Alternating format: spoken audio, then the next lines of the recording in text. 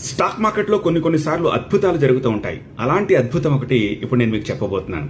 అదేమిటంటే 2020 జాన్ నుంచి మార్చి వరకు ఆ 3 నెలల పాటు ఒక ఫారెన్ ఇన్వెస్టర్ తన దగ్గర ఉన్న ఒక అన్లిస్టెడ్ స్టాక్ ని ఒక ఇండియన్ ఇన్వెస్టర్ కి అమ్మేశాడు.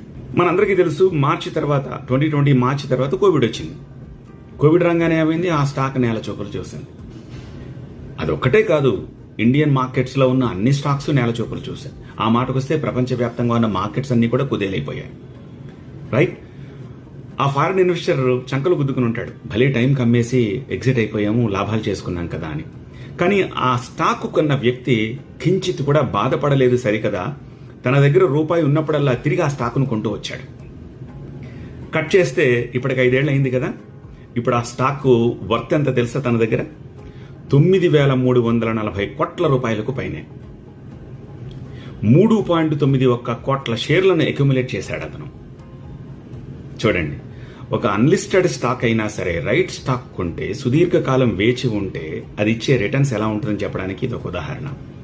ఇంతకీ ఆ స్టాక్ ఏంటి? అది కొన్నది ఎవరు? ఇదేగా మీరు ఆలోచిస్తున్నది. ఎస్, నేషనల్ స్టాక్ ఎక్స్చేంజ్ అనే ఆ అన్లిస్టెడ్ స్టాక్ ని రాధాకిషన్ దమాని, డీమార్ట్, మనందరికీ తెలుసు డీమార్ట్ సూపర్ మార్కెట్ ఉంది కదా, దాని అధినేత ఆయన కొన్నారు. ఇప్పుడు పాయింట్ ఏంటంటే, ఇది సెబీకి ఎన్ఎస్సి లిస్టింగ్ కోసం అప్లై చేసుకుంది. సెబీ ఆల్మోస్ట్ అనుమతులు ఇచ్చేసింది. రేపో మాపో అది లిస్ట్ కాబోతోంది మన ఇండియన్ మార్కెట్స్ లో. బికాజ్ అన్లిస్టెడ్ అన్నాను కదా, ఇప్పుడు లిస్టెడ్ అవుతుంది. ఒకవేళ లిస్టెడ్ అయితే, లిస్టింగ్ అవ్వగానే కూడా చాలా మంది ఆ స్టాక్ ను కొనడానికి ఇంట్రెస్ట్ చూపిస్తారు కాబట్టి ప్రీమియంలో అది లిస్ట్ అవుతుంది. అలా లిస్ట్ అయినప్పుడు సహజంగా ఏం చేస్తూ ఉంటారంటే, అన్లిస్టెడ్ షేర్లు కొన్నవాళ్ళు, అంటే ప్రమోటర్స్, ఎక్కువ శాతం కొన్నవాళ్ళు ముందుగా ఇనీషియల్ గా కొంత లాభాన్ని తీసుకోవడం కోసం వాటిని అమ్మేస్తూ ఉంటారు, కొంత శాతం అయినా సరే. కానీ రాధాకృష్ణ దమానికి అది అమ్మాల్సిన అవసరమే లేదు.